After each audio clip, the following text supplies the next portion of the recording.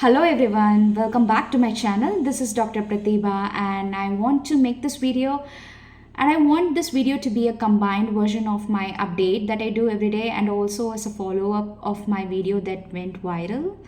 So guys, first I want to update on day 11 of listening to Robotic Affirmations. So, if you have been following my updates, you would know that I'm starting to believe the affirmations that I'm listening to on repeat, and I'm starting to embody the energy of it already. So, I made a conscious change today to shift my affirmations from present tense to past tense. And let me explain why I did it, okay? I started my affirmations in present tense because I had the most resistance towards this thing that I'm manifesting. So I wanted to build a new belief first. So I wanted to be in present tense. Now that I am believing it already, and I wanted my affirmations to reflect that. So I wanted to hold that energy of believing. So I changed it to past tense, like it's already mine. When you affirm something in past tense, it's about certainty, right? Like it's already yours. And I wanted to own that energy. That's why I did it. And if you have been, doing this challenge with me and wondering when to shift from present tense to past tense, here is what I would say. When your affirmations no longer feel like something that you're trying to convince yourself of, but more like truths that you're claiming as done, that's your sign. Okay? When you start to pick up on the energy of your affirmations, that's your sign to shift to the past tense. To people who are new to affirmations, or whenever we are trying to affirm something new to manifest, suggest you guys to start from present tense to past tense, like I did. But I think what I'm realizing now is, when it comes to robotic affirmations, we are not involving our emotions or thoughts here. We are just passively listening, right? I think it doesn't matter if you do it in past tense also. Today's experience is all about deeper embodiment, I guess, because I wanted to anchor myself in the version of myself who already has my manifestation. And now I want to talk about the outcome of my 108 times visualization practice, which went viral.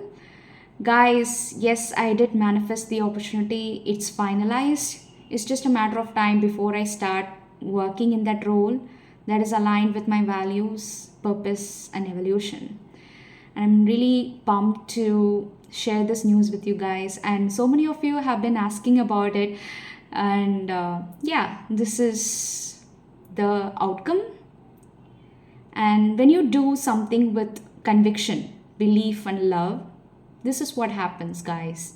Okay, maybe it's taking some time, but do not give up. Okay, so if you have been practicing 108 visualization, please continue, please persist, because it can take some time to fully embody that energy. Maybe the universe is purposely taking its time to teach you something, to teach you patience, to teach you resilience, whatever it is.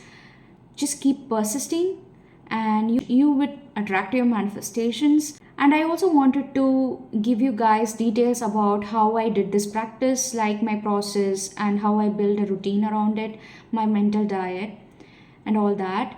And first, I want to talk about the mental diet that I was following. So I still follow it now. So throughout this journey of 21 days, I consciously chose habits that help me to focus my energy on things I want. So obviously I avoided things that I don't want, like using my social media intentionally, only consuming content from my favorite creators and avoiding the rest. I was practicing mindfulness even more intensely, like I used to practice already. So instead of just practicing mindfulness once a day, I practiced in every which ways it is possible. Like while eating, I try to avoid the distractions and try to focus on the meal, the nourishment, the taste, and all that. And while walking, I try to avoid music and just observe nature. These are some of the subtle little changes that I did. I usually spend time with nature, either watching birds. I do gardening, so I also started watching nature and connect with nature. That is in some way or form I do every single day. And I also incorporated a new mental diet for this challenge. I wanted to incorporate a sport. So I usually practice yoga. Since I'm a yoga teacher, I usually practice yoga, meditation, breath work, and all that. But apart from that, I do free dancing sometimes, you know, like just dancing on your own in your room. That is my free dancing. You don't have to be professionally good at it. So it's just to move the energy in your body. I do that. And also, it instantly raises your vibration. So do free dancing. And I wanted to play an active sport to move my energy a lot. I was catching up on energies of people around me, so I don't want to get that energy in my body or mind. So I was also doing that. And also to remain more active, I did that at least for 30 minutes. So this is kind of holistic, because I honestly, guys, manifestation is holistic. So I think all of the good healthy habits would come in. And also I try to avoid arguments. So whenever, especially with people that who are close to us, sometimes when people are angry, they say things to provoke us, right? I wasn't giving in, to their words. I was not taking it seriously or personally. I remained quiet most of the time, at least, and answered or replied to them in a quiet, calm, collective manner, or I just left the space. Sometimes I argued, yes, but most of the time I was conscious not to lose my energy or leak my energy like that. So protect your energy and boundaries. Even though there are bad people, evil people in this world, I intentionally avoided, bad mouthing or gossiping about bad people, even. I avoided that.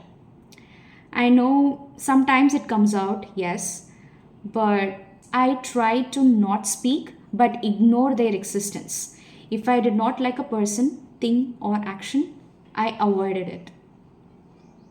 Trying to not at least gossip about someone would actually not leak your energy.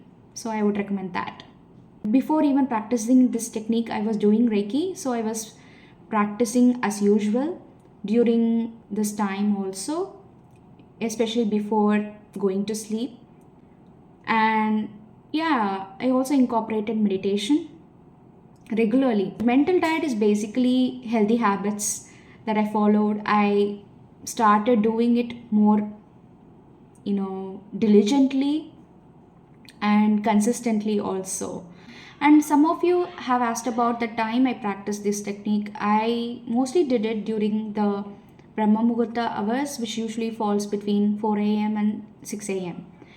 So I just get up, light a diya and take some deep breaths and sit in meditative position, and I start closing my eyes and visualizing. Sometimes I just play these healing frequency music like 528 hertz or 432 hertz to set the mode. And before visualizing, I sometimes practice meditation.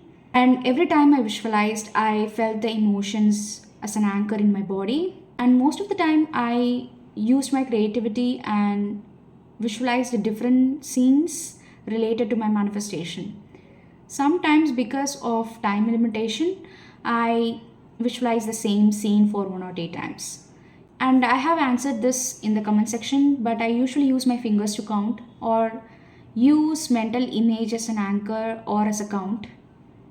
And sometimes I count internally and I count using mala 108 beats. That will be easier for the people who are doing it for the first time.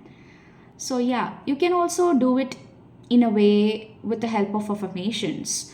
Like, frame an affirmation related to your manifestation and record it and loop it for 108 times and listen to it. Every time you listen to it, you can visualize the same mental scene. Or if you're finding it difficult to visualize the same mental scene, you can just use your fingers to count and visualize different scenes every time you think about your manifestation, your desires. And after visualizing, after this practice, I usually say a gratitude prayer to the universe and thank the universe and just let go. I put my trust and just detach and go about my day. You're not just imagining it, you're not watching it, you are being in it. So you have to bring in that embodiment using your emotions. Now I want to share the routine I build around this technique. Basically, I have morning ritual, night ritual, and also I have in between emotional check-ins. In the morning after waking up, I basically do this technique and do yoga after that, and get ready for the day and go about my day. And in between the days, I have emotional check-ins, like whenever I'm reacting or whenever I try to feel sad or doubtful or worried about my manifestation, I usually check in with myself and ask myself, am I acting from fear or alignment? That helps me to reframe my thoughts, reframe my emotions. So I consciously change those autopilot mode. And at night, I usually do journaling, like to process emotions, to reflect on the day activities and my behaviors, to check in with myself. I usually do that and meditate for some time and then do self reiki and then practice 108 technique if I did not do it in the morning. So then I go to sleep. This is what I did, and I hope it helps you. And that is all I have for you guys. If you have any more doubts and questions about how I did it, you can ask me in the comment section. I will answer them. And don't forget to check out the link in my description to enroll in my course Vision Board Academy. Guys, this course is more than just about making vision board. This course will teach you how to align your energy and also help you understand manifestation and visualization, both spiritual and scientific aspects of it, and also help you create an effective vision board that speaks to your soul and also engage with it effectively to bring in your manifestation. And you will be added to my WhatsApp community as soon as you purchase the course. And we have made this limited time offer, so you can just enroll in my course at 999 rupees. So grab this opportunity before the price rises again. See you tomorrow. Bye.